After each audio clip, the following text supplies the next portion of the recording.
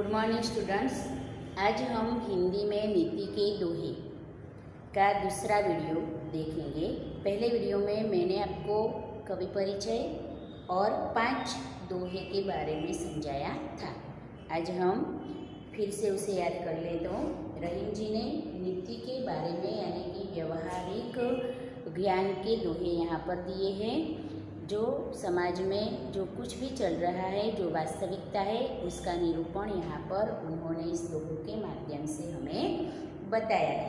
तो पहले दोहे में हमें परोपकार मनुष्य की बात की है, सज्जन व्यक्ति की बात की है कि सज्जन व्यक्ति कैसा होता है। सज्जन व्यक्ति हमेशा अपनी धन संपत्ति दूसरों के लिए ही संग्रह करता है, दूसरों के उपयोग में ही उसे इस्तेमाल करता, दूसरों के लिए ही इसका इस्तेमाल करता है। जिस तरह यह बात समझाने के लिए तरु यानी कि पेड़ और सरोवर का उदाहरण दिया है। दूसरी बात उन्होंने बताई है कि सच्चा मित्र कौन है हमारा, यह परख करनी चाहिए, क्योंकि जो कसौटी आने पर धन संपत्ति जब हमारे पास है तो धन संपत्ति जब होती है तब तो अनेक प्रकार के लोग हमारी मित्रता बनाने के लिए हमारे पास आते हैं, लेकिन जब हमारी कसौटी का समय हो यानी कि जब विपत्ति आए तब कोई व्यक्ति हमारा साथ दे, वही हमारा सच्चा मित्र है। तीसरी दोहे में उन्होंने बताया था कि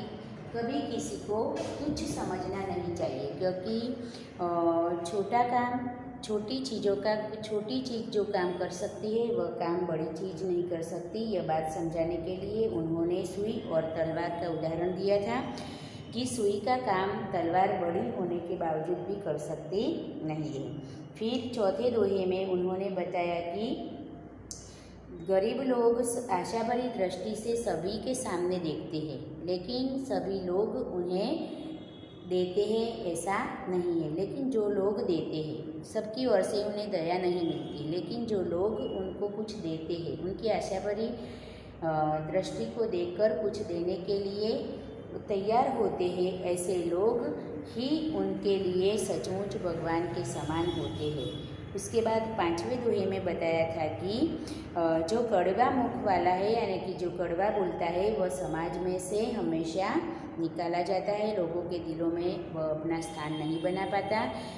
यह बात समझाने के लिए उन्होंने खीरा यानी कि ककड़ी का मुंह जिस तरह काटकर फेंक देते हैं, उसके बाद ककड़ी को हम नॉन लगाकर खाते हैं, उसी तरह ककड़ी के मुंह की तरह ककड़ी के ऊपर के भाग की तरह समाज में कड़वा वचन बोलने वाले या कड़वी वाणी बोलने वाले लोगों की भी यही हालत होती है।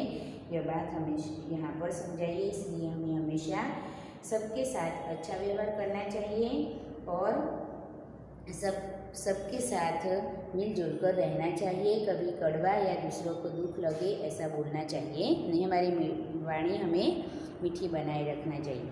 उसके बाद आगे अब हम देखेंगे जो रहीम उत्तम प्रकृति का करी सकत को संग, चंदन विष व्यापत नहीं, लपटे रहत भुजंग रही मन, लपटे रहत भुजंग।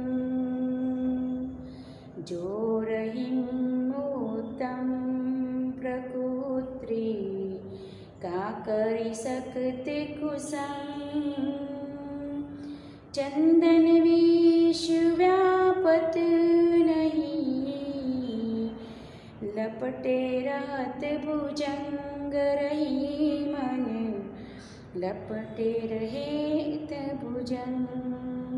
जो उत्तम स्वभाव वाले होते हैं, जो लोग उत्तम प्रकृति यानी कि उत्तम स्वभाव वाले, श्रेष्ठ स्वभाव वाले, प्रकृति यानी कि स्वभाव के जो लोग होते हैं उनको बुरी संगत कोई असर नहीं कर सकती। का करी सकत कुसंग, कुसंग खराब बुरी संगत उनका कुछ बिगाड़ सकती नहीं। यह बात समझाने के लिए यहाँ पर कबीर रहीम जी ने चंदन के पेड़ पर पूरे दिन जो लिपट कर रहते हैं ऐसे विषैले सांप का उदाहरण दिया है कि जिस तरह विषैले सांप, भुजंग यानी कि सांप, विषैले सांप, जहरीले सांप चंदन के पेड़ पर पूरे दिन लिपटे रहते हैं, चिपक कर रहते हैं, फिर भी उसके विष का असर चंदन के पेड़ को नहीं होता।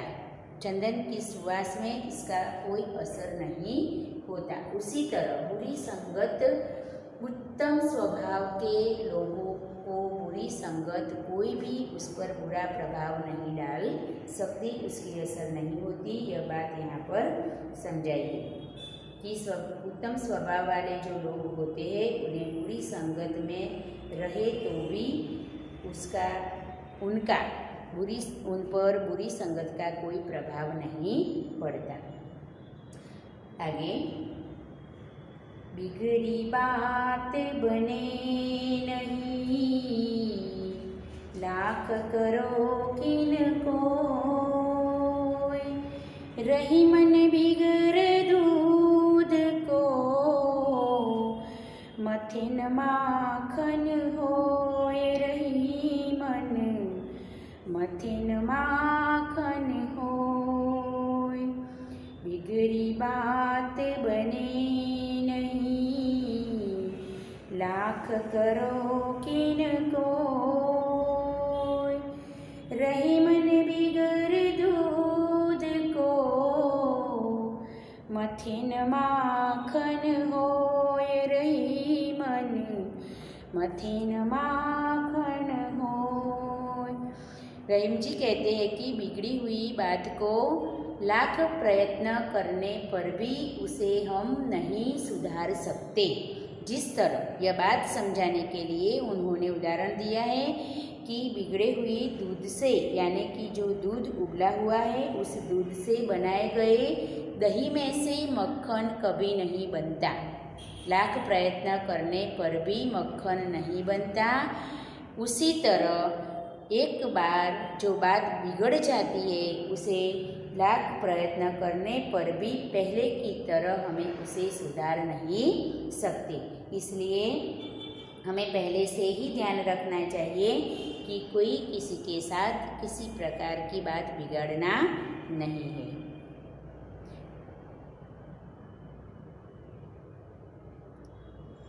रहीमन विपदा हो बली, जो थोड़े दिन हो, हित अनहित या जगत में, जानी परत सब कोई, रहीमन जानी परत सब को, रहीमन विपदा हो भली, जो थोड़े दिन हो, हित अनहित या जगत में, जानी परत सब कोई, रहीमन जानी परत सब कोई। रहीम जी कहते हैं कि विपत्ति हमारे जीवन में थोड़े दिनों के लिए आनी चाहिए, क्योंकि विपत्ति आने पर ही हमें पता चलता है कि कौन हमारा हित चाहता है और कौन हमारा अहित चाहता है। इसलिए थोड़े दिनों के लिए विपत्ति आने पर ही हम हमारा कौन है और पराया कौन है, कौन हितेच्छु है, इसका ही पहचान कर सकते हैं। इसलिए विपत्ति जीवन में आनी चाहिए। उसके आगे रहीम जी कहते हैं, रहीमन वे नर मर चुके, जे कहु मागन जाही, उनसे पहले वे मुए,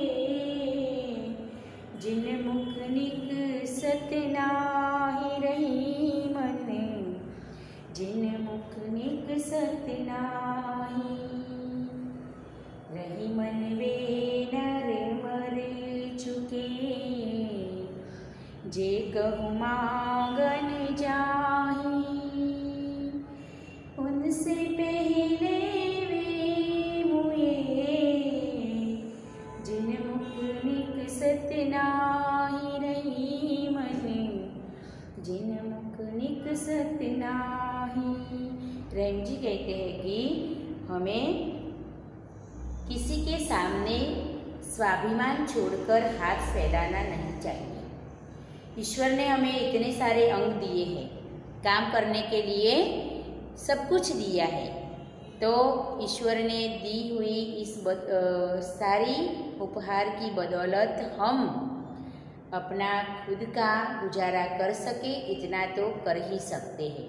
इसलिए अपने स्वाभिमान को छोड़कर किसी के सामने मांगने के लिए हाथ फैलाना चाहिए नहीं। जो मांगने के लिए दूसरों के सामने हाथ फैलाता है वह मनुष्य जीता है, फिर भी वह मरे हुए के समान है। पर रहीम जी इसके आगे चलकर यह बताना चाहते हैं कि जो मांगते हैं वो तो मरे हुए के समान है, लेकिन जिसके पास है फिर भी देने से इनकार करते हैं, जिसके पास देने के लिए कुछ है फिर भी देने से इनकार करते हैं, वह उससे भी पहले मरे हुए के समान है।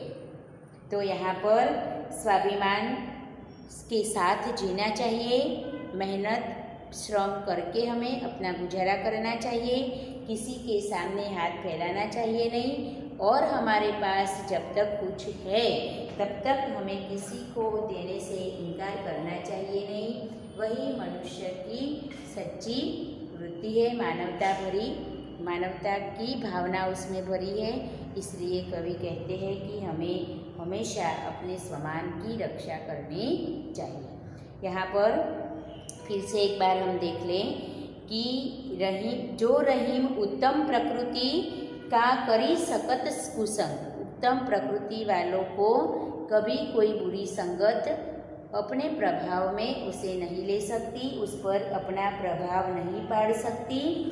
यह बात समझाने के लिए कबीर जी ने चंदन के पेड़ पर सारा दिन लिपटे रहते हैं जो भुजंग, उसकी बात यहाँ पर बताई है कि जिस तरह भुजंग पेड़ पर लिपट कर चिपक कर रहते हैं फिर भी चंदन की सुवास पर उसके विष की कोई असर नहीं होती, उसी तरह उत्तम प्रकृति वाले मनुष्य चाहे बुरी संगत के साथ रहे, बुरे लोगों के साथ रहे, फिर भी उसकी जो स्वभाव है, उसके जो गुण हैं, उस पर बुरी असर नहीं होती। दूसरे दोहे में बताया है कि बिगड़ी बात को कभी लाख प्रयत्न करने पर भी हम सुधार नहीं पाते। जो बात एक बार बिगड़ जाती है उसे लाख प्रयत्न करने के बाद भी उसे सुधार नहीं पाते।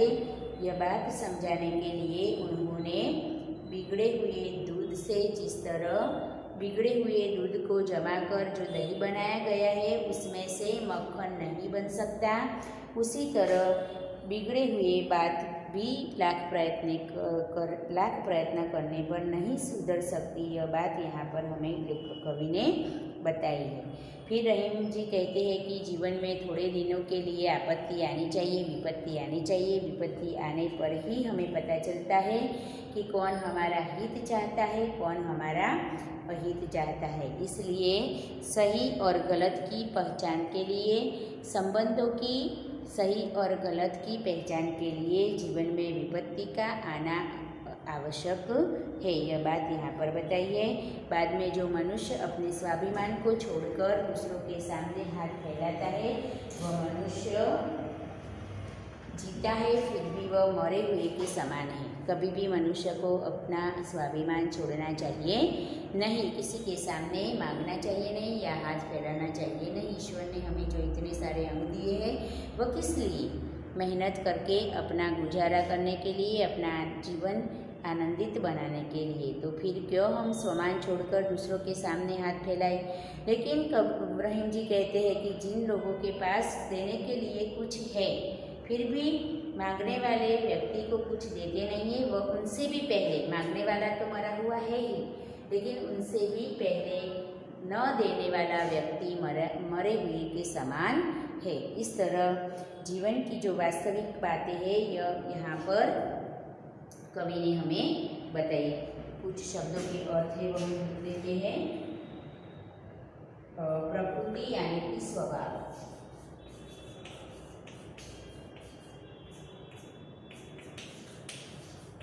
स्वभाव।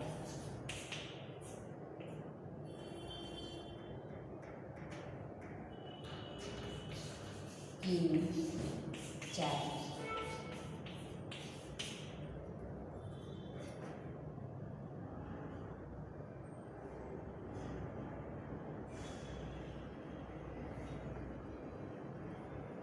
विपत्ति।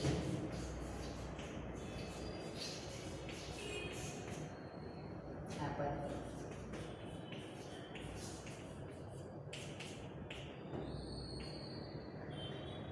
मिथ्या। मिथ्या।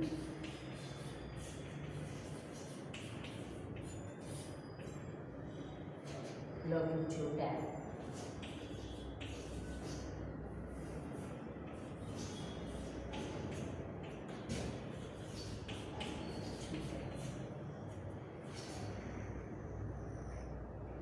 दिन घड़ी।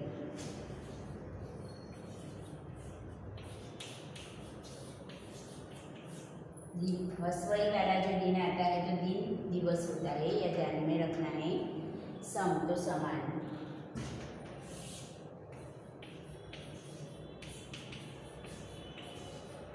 समान।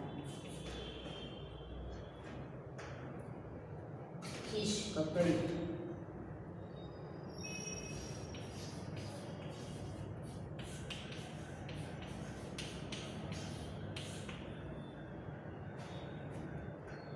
भुजंग साथ।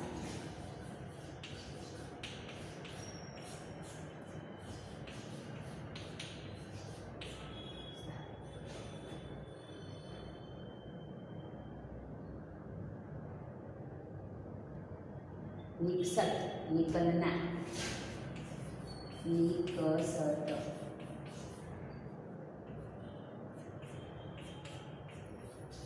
निकलना।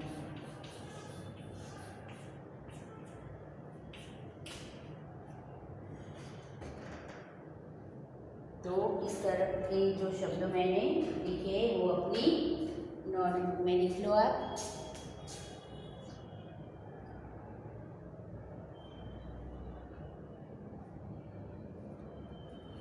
और स्वाध्याय के बारे में हम देखेंगे। स्वाध्याय देखेंगे। आप चाहे तो प्रत्येक दोहे में से एक एक प्रश्न बना सकते हैं। प्रत्येक दोहे में से एक एक प्रश्न आप बना सकते हैं। रहीम के अनुसार संपत्ति का महत्व क्या है? तो रहीम के अनुसार संपत्ति का महत्व है कि उससे दूसरों का भला करना है। संपत्ति से दूसरों का भला करना है या दूसरों का भला होता है। पर छोटों का तिरस्कार क्यों नहीं करना चाहिए? तो छोटों का तिरस्कार क्यों नहीं करना चाहिए? क्योंकि छोटे लोग जो काम कर सकते हैं वे काम बड़े नहीं कर सकते, इसलिए सबका अपना अपना महत्व होता है, इसलिए छोटों का तिरस्कार नहीं करना चाहिए। सुई का काम कौन नहीं कर सकता? तो सुई का काम तलवार नहीं कर सकती। उत्तम प्रकृति का क्या लक्षण है? तो बुराई के बीच रहकर भी वह अपनी अच्छाई नहीं छोड़ते। बुराई के बीच रहकर भी अपनी अच्छाइयों को नहीं छोड़ते, वह उत्तम प्रकृति का लक्षण है। मांगने के बारे में रहीम क्या कहते हैं? तो मांगना मृत्यु के समान है। मांगना मृत्यु के समान है, यह बात रहीम जी समझाते हैं। वृक्ष और सरोवर के उदाहरण के द्वारा रहीम जी हमें क्या समझाते हैं? तो वृक्ष और सरोवर के माध्यम से रहीम जी हमें समझाते हैं कि जिस तरह वृक्ष अपना फल और छाया खुद अपने लिए इस्तेमाल नहीं करता, फल खाता नहीं और छाया अपने छाव में वह कभी बैठता नहीं, लेकिन खुद तपकर दूसरों को छाया देता है और अपना फल दूसरों को देता है। उसी तरह सरोवर भी खुद अपना पानी कभी भी पीता नहीं, वह दूसरों के लिए ही अपने में पानी जमा रखता है। तो जिस तरह सरोवर का पानी लोगों के उपयोग के लिए है, वृक्ष की छाया और फल दूसरे लोग उपयोग में लेते हैं, उसी तरह सज्जन लोग जो होते हैं वह भी अपनी संपत्ति का संग्रह दूसरे की कल्याण के लिए ही करते हैं। फिर रहीम कड़वे मुख वाले मनुष्य की प्रकृति को कैसे समझाते हैं। तो कड़वे मुख वाले या कड़वी स्वभाव वाले जो लोग होते हैं वह लोगों के दिलों में कभी अपना स्थान नहीं बना पाते। जिस तरह हम ककड़ी खाने से पहले उसका मुंह काटकर फेंक देते हैं, उसी तरह कड़वे मुंह वाले लोगों को भी लोग अपने हृदय में से निकाल कर फेंक देते हैं। इसलिए कभी भी हमें कड़वे वचन या कड़वा स्वभाव वचन नहीं बोलने चाहिए और कड़वा स्वभाव कभी भी रखना चाहिए नहीं, जिससे हमारी वाणी से या हमारे वर्तन व्यवहार से दूसरों को पीड़ा पहुँचे या दुख हो। लाख प्रयत्न करने पर भी बिगड़ी हुई बात नहीं बनती, ऐसा रहीम जी किस उदाहरण से समझाते हैं। तो लाख प्रयत्न करने पर भी बिगड़ी बात नहीं बनती, यह बात समझाने के लिए उन्होंने बिगड़े हुए दूध में से जमाए हुए दही से लाख प्रयत्न करने पर भी मक्खन नहीं निकलता, उसी तरह लाख प्रयत्न करने पर भी एक बार जो बात बिगड़ जाती है उसे हम सुधार नहीं पाते। तो बिगड़े हुए दूध से जिस मक्खन नहीं निकलता वह उदाहरण देकर हमें समझाने का प्रयास किया है। रहीमन देखी बड़ेन को लघु न दीजिए डारी, चंदन विष व्याप्त नहीं लपटे रहत भुजंग। यहाँ पर एक अर्थ विस्तार के रूप में पूछा गया है। तो परीक्षा में भी आपको अर्थ विस्तार पूछा जाता है। अर्थ विस्तार यानी कि जो भी पंक्ति दी गई है उसका विस्तृत रूप से आपको क्या करना है, लिखना है। तो यहाँ पर एक पंक्ति हमें दी गई कि रहीमन देखी बड़ेन को लघु न दीजिए डारी। तो इस पंक्ति के आप किस तरह विचार विस्तार लिखेंगे उसके बारे में मैं आपको बताती हूँ कि जिस तरह उपरोक्त पंक्ति में या यहाँ पर इस पंक्ति में कवि ने हमें समझाया है कि कभी भी बड़ी चीज़ को देखकर छोटी चीज़ का हमें त्याग करना चाहिए नहीं, क्योंकि छोटी चीज़ का भी खुद का महत्व होता है। सबका अपना अपना महत्व होता है। जिस तरह छोटी चीज़ जो कार्य कर सकती है वह कार्य बड़ी चीज़ नहीं कर सकती। यह बात समझाने के लिए रहीम जी ने हमें सुई और तलवार का उदाहरण दिया है। फटे हुए कपड़े को फिर से जोड़ने के लिए हमें सुई काम आती है। फटे हुए कपड़े को फिर से जोड़ने के लिए सुई काम आती है, लेकिन सुई को त्याग कर छोड़कर हम जब तलवार से उसे सीने का प्रयास करेंगे तो वह हमारी मूर्खता होगी, हम कभी इससे सी पाएंगे नहीं। उसी तरह छोटी चीज़ जो कार्य कर सकती है यानी कि सुई का काम तलवार नहीं कर सकती, उसी तरह कोई भी छोटी चीज़ जो कार्य कर सकती है वो कार्य बड़ी चीज़ नहीं कर सकती। इसलिए सबका अपना अपना महत्व होता है, इसलिए सबको अपनी जगह पर महत्व देना चाहिए। सबका समान महत्व होता है, कोई छोटा नहीं कोई बड़ा नहीं। फिर तीसरे जो पहले पैराग्राफ में यहाँ पर बड़ी चीज़ को देखकर छोटी चीज़ का हमें त्याग नहीं करना चाहिए, यह बात रहीम जी ने बताई है। फिर उदाहरणों के माध्यम से हम बीच में थोड़ा विस्तृत रूप से हम लिख सकते हैं और अंत में लिखना है हमें कि इसलिए हमारे जीवन में कोई भी चीज़ हो, मनुष्य हो, व्यक्ति हो, कोई भी हो, किसी को तुच्छ न समझकर सबको समान महत्व देना चाहिए। यह बात इस पंक्ति के माध्यम से रहीम जी ने हमें समझाई है। ये आपको तीसरे पैराग्राफ में क्या बोध मिला, इस पंक्ति के माध्यम से आपको क्या बोध मिला, यह बात आपको लिखनी है। दूसरी पंक्ति यहाँ पर दी गई है, चंदन विष व्याप्त नहीं लपटे रहत भुजंग। चंदन विष व्याप्त नहीं यानी कि चंदन के पेड़ पर भुजंग पूरे दिन और रात चिपक कर रहते हैं, फिर भी उसके विष की असर चंदन के पेड़ को नहीं होती। यह बात यहाँ पर कवि ने बताई है। तो पहली लिटी में या पहले पैराग्राफ में आप ये लिख सकते हैं, फिर बाद में इसके विस्तृत रूप से समझाना है कि उपरोक्त पंक्ति के माध्यम से रहीम जी ने हमें समझाया है कि जो लोग उत्तम प्रकृति वाले होते हैं, जो लोग सज्जन होते हैं, जो लोग उत्तम स्वभाव वाले होते हैं, उनके स्वभाव को कोई बुरी संगत असर नहीं कर सकती या बुरी संगत का प्रभाव उन पर नहीं पड़ता। कोयले के बीच जब हम हीरा डालते हैं, बीच में जब हीरे को हम डाल देते हैं तो हीरा उस पर थोड़ा रंग चढ़ जाता है, लेकिन जब उसे साफ किया जाता है तो फिर से वह अपनी चमक दिखा देता है। उसी तरह उत्तम प्रकृति वाले जो लोग होते हैं उन पर कभी बुरी संगत नहीं पड़ती। वह बुरों के बीच रहकर भी अपने स्वभाव को, अपनी उत्तमता को बनाए रखते हैं। यह बात इस पंक्ति के माध्यम से हमें कवि ने बताई है। कवि ने उदाहरण दिया है कि चंदन के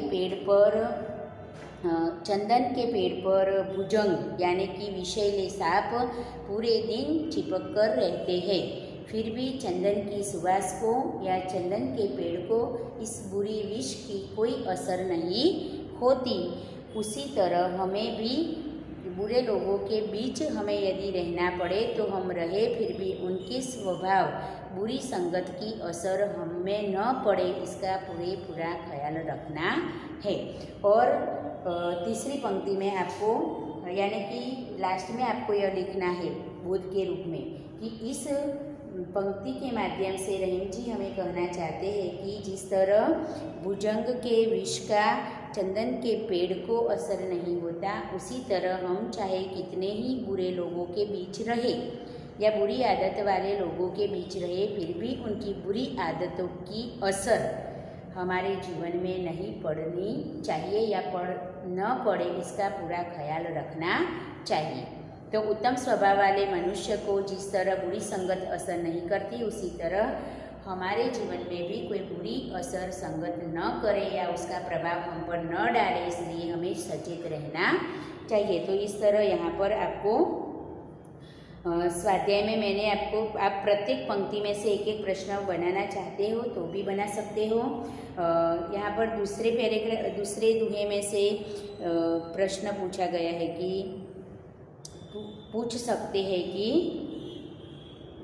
सच्चा मित्र कौन होता है। सच्चा मित्र कौन होता है? तो जब विपत्ति आने पर भी हमें साथ दे, वही हमारा सच्चा मित्र है। इसलिए हमें जीवन में सच्चे मित्र की पहचान करनी चाहिए। फिर धन संपत्ति हमारे पास जब होती है तो क्या होता है, तो अनेक प्रकार के लोग हमारे पास तरह तरह के संबंध बनाए रखने के लिए आते हैं। दीन लोगों के लिए कौन दीन बंधु के समान है? तो दीन लोग आशा भरी दृष्टि से सबके सामने देखते हैं पर कोई उसे कुछ देता नहीं, लेकिन जो लोग ऐसे असहाय और गरीब लोग की सहाय करते हैं वही उनके लिए दीन बंधु के समान है।